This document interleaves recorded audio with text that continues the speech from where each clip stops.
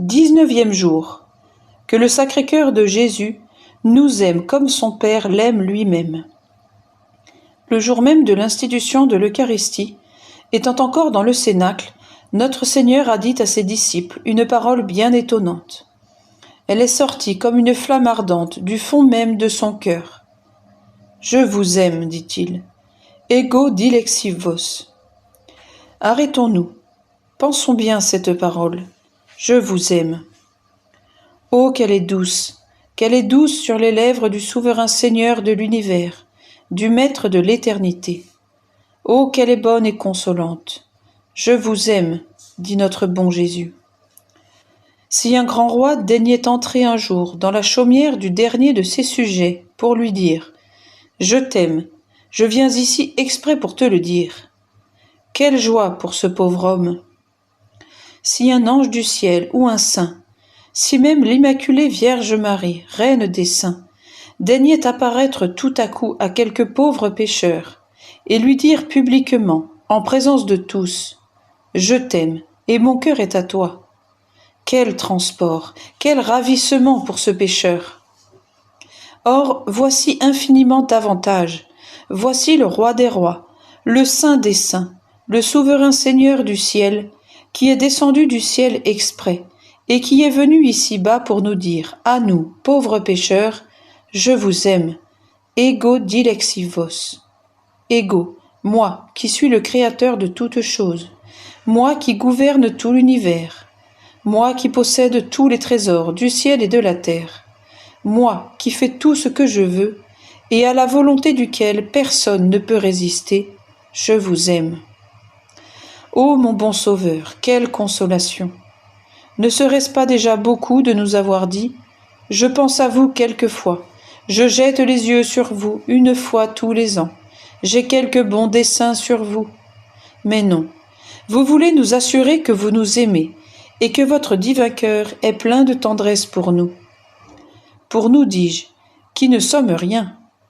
Pour nous, vers de terre, misérables ingrats, qui vous avons crucifiés et qui avons tant de fois mérité l'enfer. Mais de quelle manière cet adorable cœur du Sauveur nous aime-t-il? Écoutez. Sicut dilexit me pater. Je vous aime comme mon Père m'aime.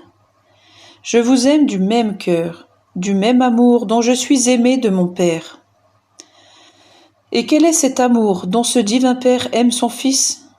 C'est un amour qui a 4 grandes qualités, lesquelles se retrouvent par conséquent dans l'amour de Jésus envers nous.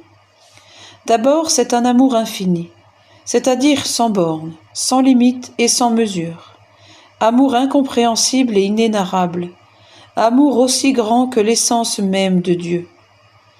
Mesurez, si vous le pouvez, l'étendue et la grandeur de l'essence divine, et vous mesurerez la grandeur de l'amour du Père pour son Fils Jésus. Alors seulement, vous pourrez mesurer la grandeur et l'étendue de l'amour de Jésus pour nous. En second lieu, l'amour du Père pour son Fils est un amour éternel. L'éternité, c'est la durée de ce qui est sans variation, sans changement. C'est ce qui dure toujours, sans commencement, sans fin. Ô Jésus, Verbe éternel, voilà bien l'amour que vous méritez et qui compense absolument les défections dans l'amour de toutes vos créatures, soit rebelles, soit simplement faibles, languissantes, inconstantes. Or, c'est de ce même amour éternel dont Jésus est aimé de son Père que nous avons le bonheur d'être aimés de Jésus.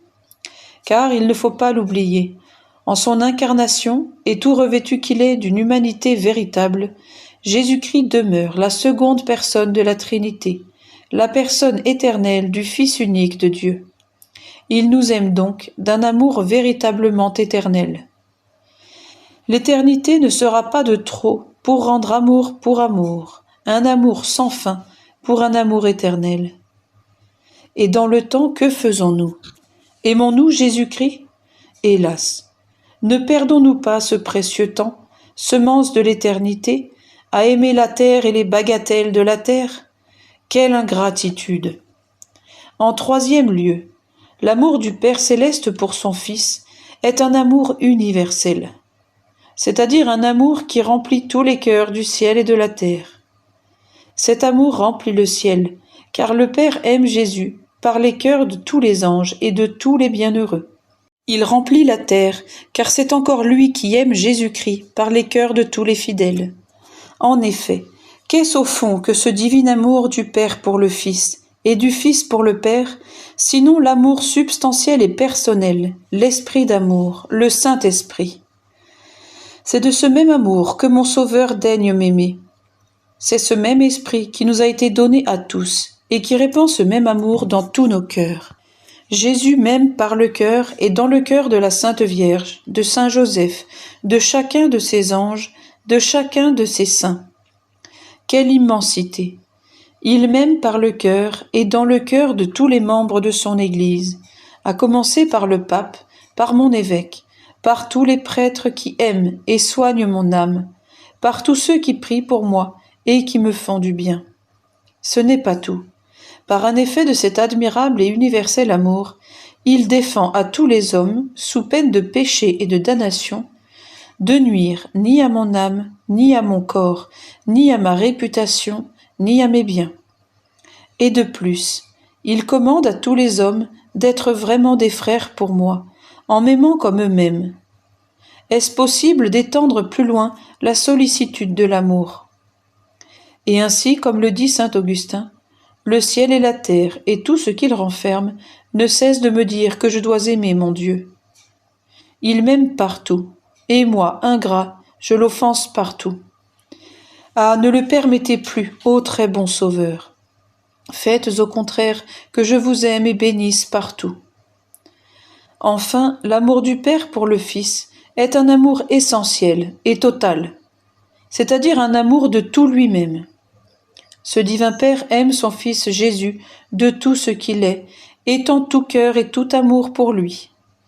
L'amour que daigne nous porter Jésus-Christ est également un amour essentiel, un amour total. Il nous aime de tout ce qu'il est, de tout ce qu'il a. Tout ce qui est en lui, sa divinité, son humanité, son âme, son corps, son sang, toutes ses pensées, ses paroles, ses actions, ses privations, ses humiliations, ses souffrances, sa vie, sa mort, ses mérites, sa gloire. En un mot, tout en lui est employé à nous aimer. Par-dessus tout, il emploie son Sacré-Cœur à nous aimer, et il a déclaré à plusieurs saints, en particulier à la célèbre sainte Brigitte, dont les révélations jouissent d'un si grand crédit dans l'Église, que sur la croix, ce cœur adorable s'était brisé sous la pression de la douleur et de l'amour. Mon cœur, lui dit Jésus, était plongé dans un océan de souffrance. Je vis ma mère et ceux que j'aimais accablés par l'affliction.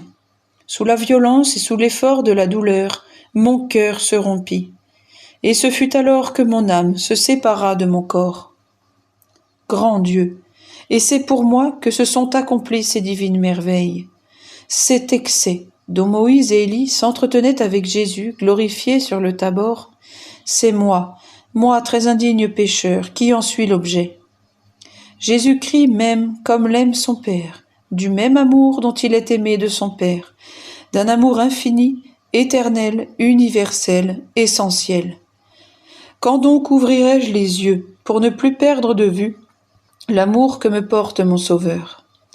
N'aimerais-je donc point de tout mon cœur ce bon Jésus qui daigne tant m'aimer et qui, pour être plus sûr encore d'obtenir mon cœur, me promet une éternité de béatitude si je consens à lui rendre amour pour amour?